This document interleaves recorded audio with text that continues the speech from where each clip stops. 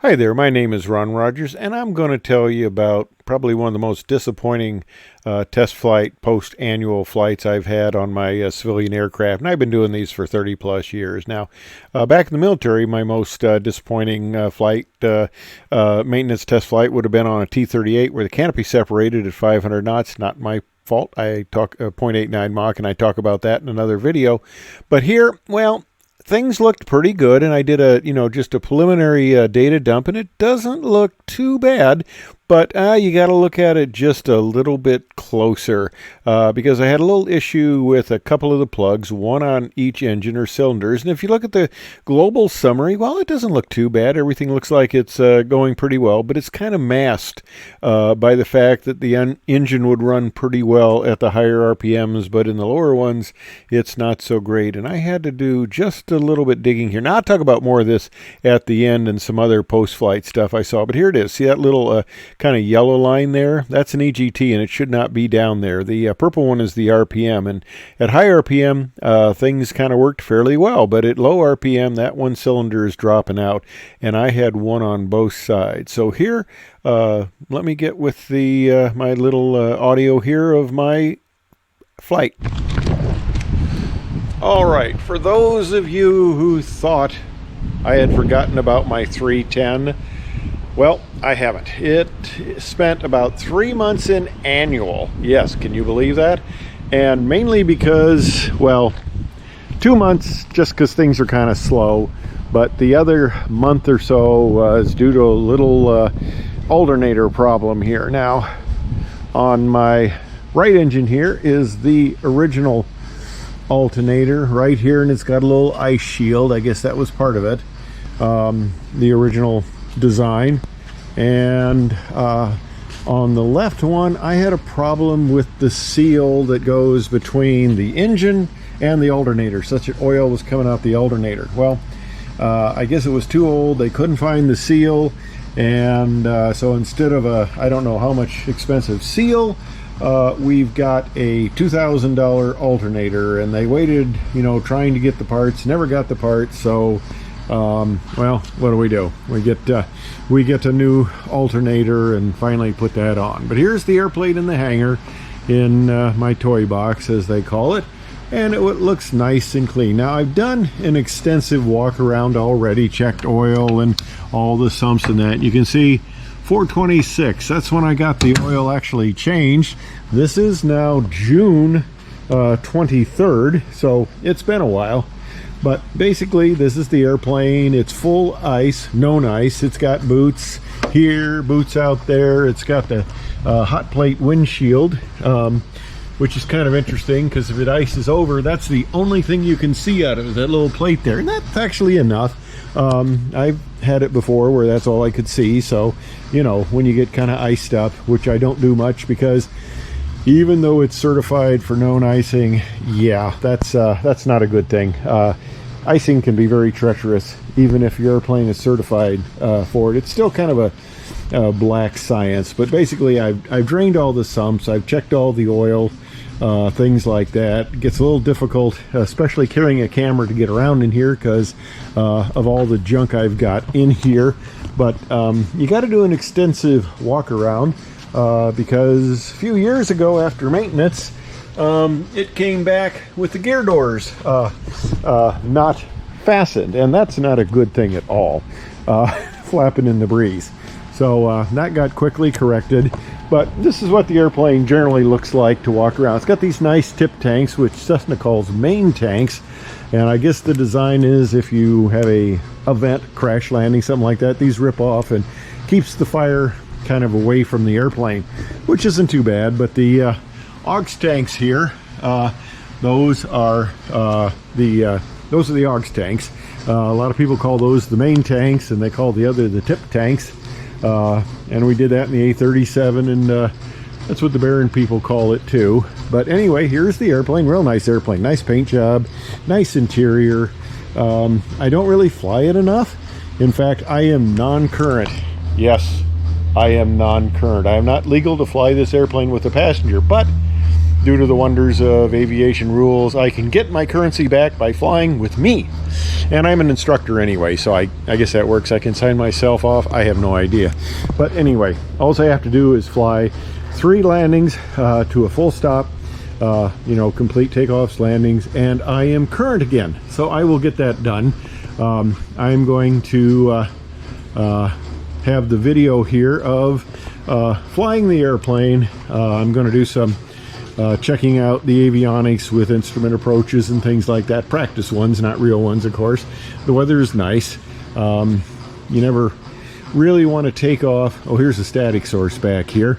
You never really want to take off with after a maintenance flight and deal with weather. That's just not a good idea, because there can be problems. So this is a maintenance test flight, a checkout flight, and you're going to get the great experience of the tow cam, where I'm going to actually use my tug, special tug here, otherwise called a golf cart, because this airplane's kind of heavy, 6,000 pounds full gross weight, but it's lighter than that. I'm kind of light on the fuel load here, which is nice, especially if I have an engine problem. You don't need a lot of extra weight. And oh, it's cool. We have had the most god-awful heat the last few days. It's been really bad. Yeah, it's been in the 90s, 100s and stuff like that. This is a real nice 75 with a cool breeze. It's getting to be a crosswind though, so it's going to take exceptional skill to fly this airplane in the crosswind, so I should have got somebody else to fly it, of course, but I'm the only one available, so I'm going to do it. So all right, I'm going to set this up. I'm going to mount the camera on the tug here, and I will do the tow out camera then, and then I'm going to mount it over here on the wingtip here. Take one of these screws out, mount it so it looks back. That's kind of a nice scene. It gives you a pretty scene. I'm going to do it with a new battery setup, because these batteries overheat after about 15 to 20 minutes. Even in the airflow, they get too warm. So this is the solution. Hopefully it doesn't overtax that screw, or I may lose a camera and a battery. I don't want to do that, but we shall see. It's an experiment, flight test stuff. I got a few bugs on this camera. Yeah, I do, from when I flew it with the Great Lakes. Anyway, we're moseying on to the tug situation.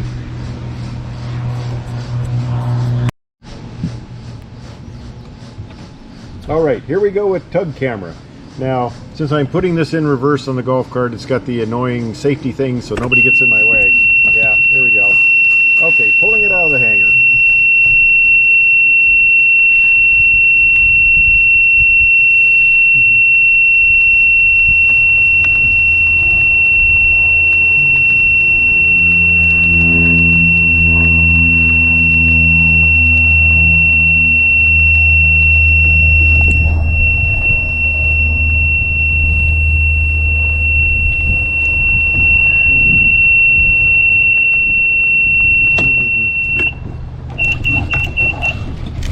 I know, I should be on the yellow line, but I was never a tug person, so it's going to be good enough.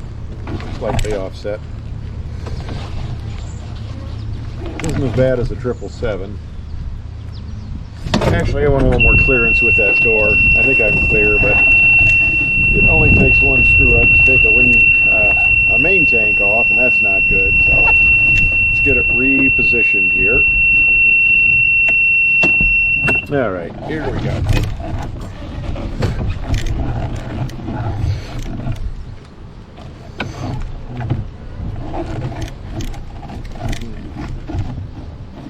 Now then, my Type A personality will be happy that we're on the yellow line here.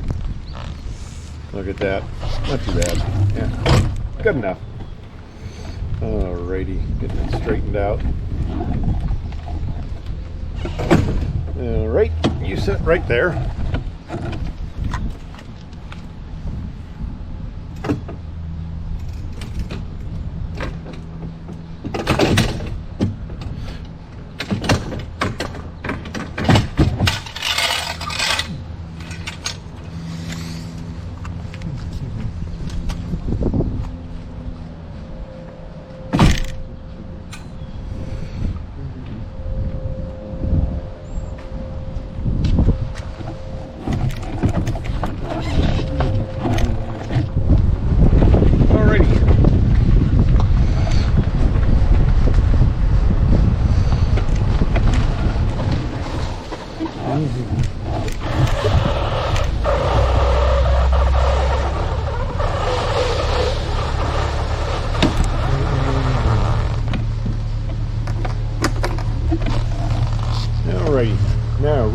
the camera. Alrighty, like they say, flexibility is the key to air power. I didn't like any of the external mounting positions on it, so I am going to mount it inside. Of course, the noise level is fairly high. You probably won't hear anything I'm saying once the engine get going, but I can do a little voice over after.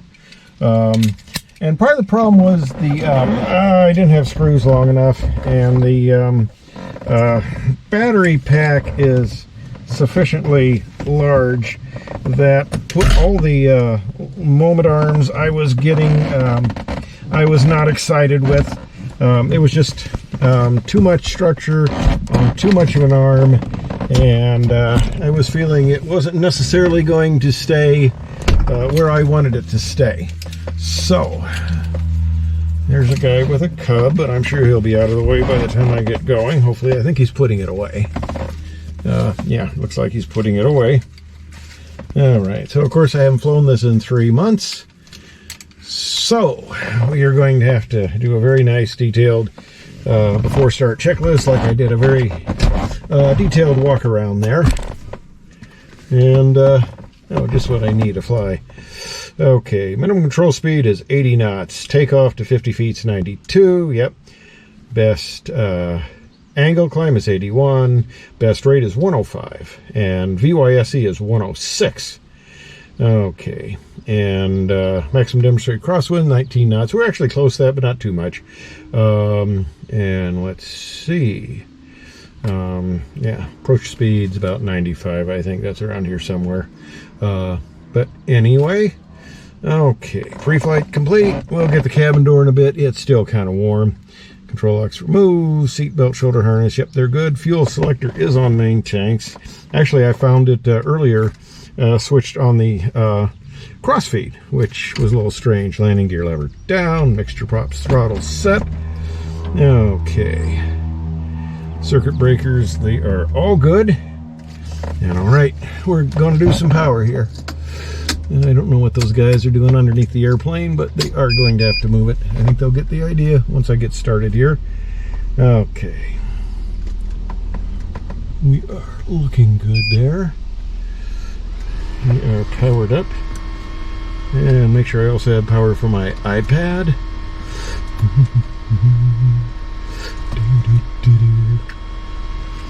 Okay. Press the test lights look good. Fire lights look good. Although they look best when they're out. Okay. No on the refuel. Keep it light. Propellers clear. Magneto switches on. Engine start. And we'll do the aux pumps, etc. once we get going. Clear! Alright. A little bit of priming here.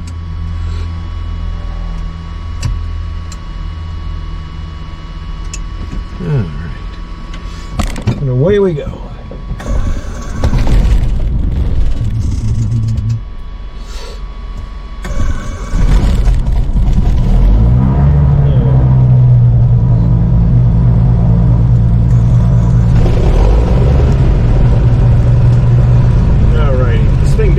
Conditioning, but it uses too much power. It's electric. It uses too much power on the ground, so we got to keep it on.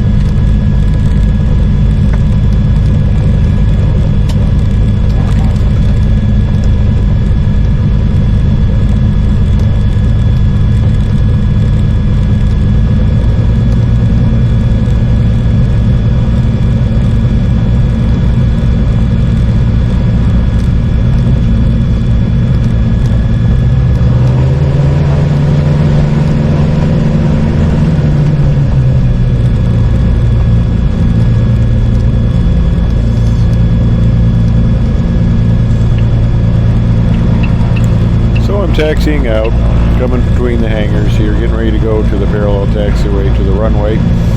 And of course, you can't run a checklist while you're taxiing. That's a guaranteed way almost to run off the taxiway. Very embarrassing. Don't want to do that. So I'm going to get up here to the what would be the run-up area if we had one. I suggest they put a run-up area with all the student training. You know, being a student takes you a long time to get through the checklist. You're not familiar with it. And of course, you can't skip things as a student. You got to go through it. But for you know, those of us with shorter checklists, like in my Great Lakes, or a little bit quicker at doing them, it would be nice if we could kind of bypass. But anyway, enough of that complaining. Get up here. I'm going to do the run-up. I'm going to check, bring the engines up to 1800 RPM, check the mag drops by shutting off, you know, the left and then the right mag, and making sure I get the appropriate drop, not too much of a drop, and then check the props for proper operation, minimum governing speed, that they go into feather, and then also do the final items, checking the alternator output, making sure all the engine instruments look good. One final check, and after I do that, complete all the checklist items, review the critical speeds, I will be ready for takeoff.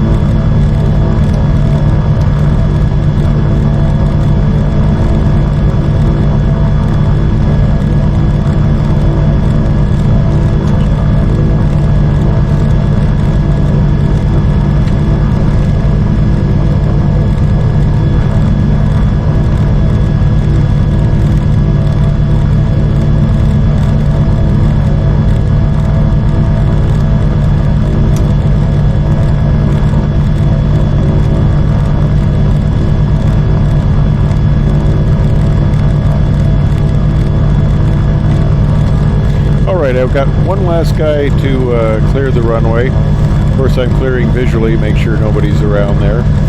These guys fly kind of far out, so it's a little bit hard to see at times.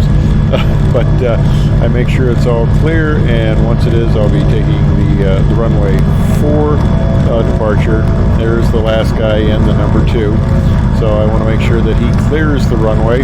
And once he does, I'm going to take it, put it on the center line, of course. I've got about a 13-knot crosswind.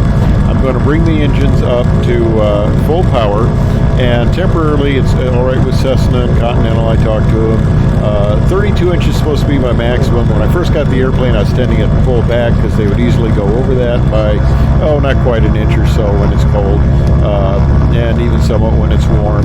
But they said that was all right because, it's a really pain in the posterior to sit there going down the runway trying to adjust the manifold pressure. So it's all right to let it overboost. So center it up, bring the engines up, and check that everything's good. Yep, got about 94% power, so away I go.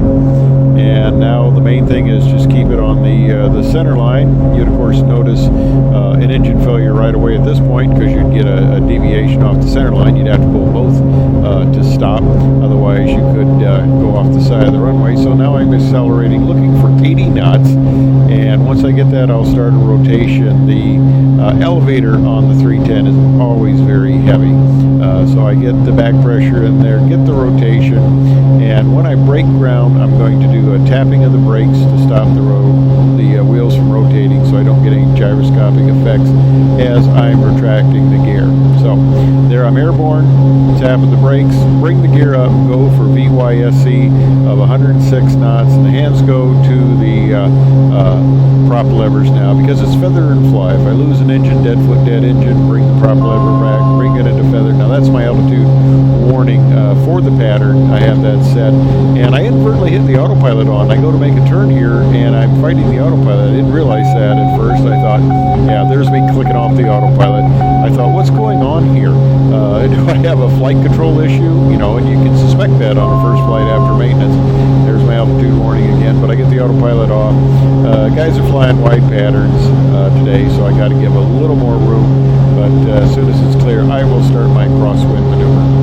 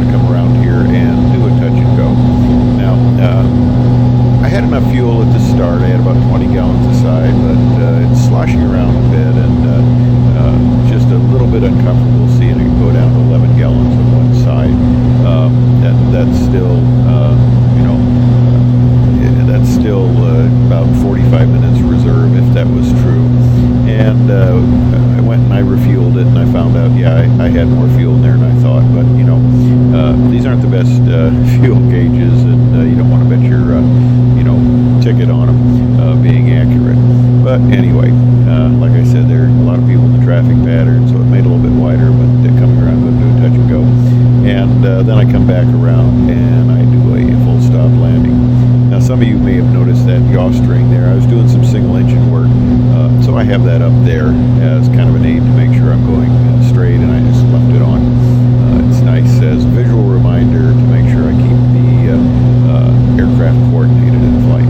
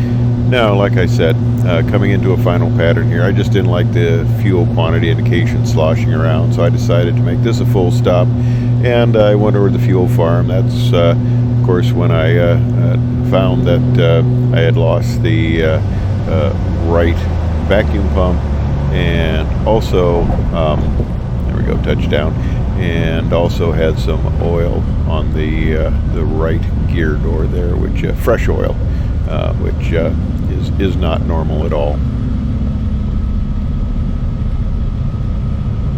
And the one thing about a 310, you know, it's got kind of Mickey Mouse gear. They have to re-rig it every annual, and you make sure you're nice and slow before you put any side load on it, and you exit the runway.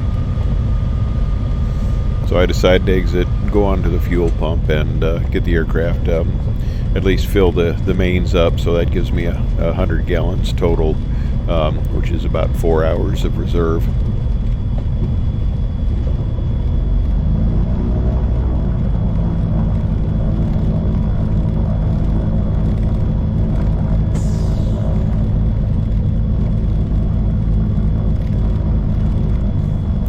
And of course, one thing you do in preparation for shutdown with a turbocharged engine, you make sure you give adequate cool down time and also bring the mixtures to full rich, taxiing in. Normally you like them, you know, leaned a little bit to protect the plugs, but full rich to kind of cool off the turbochargers, bring the exhaust gas temperature down by having a rich mixture, and kind of cool the turbochargers off down so they're below 1,000 degrees typically. Before I shut the engines down.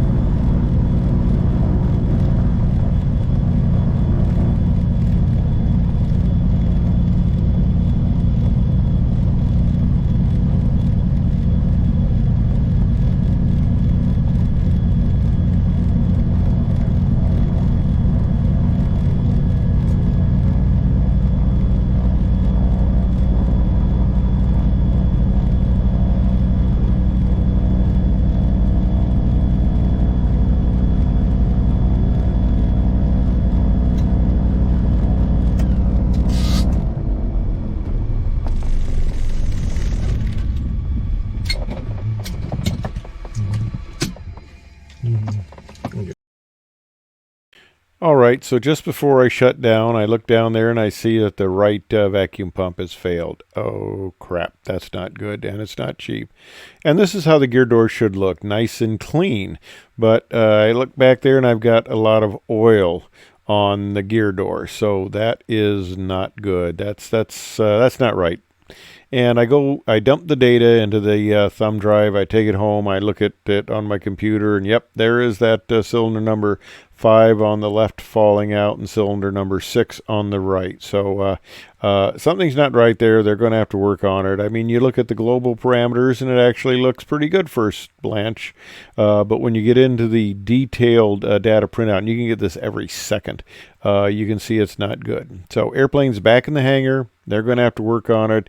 Those who are following this saga, I'll keep you advised, but not a good start for the first post-flight, post-annual test flight. Oh well. Stay tuned. I'll keep you advised. Thanks for watching.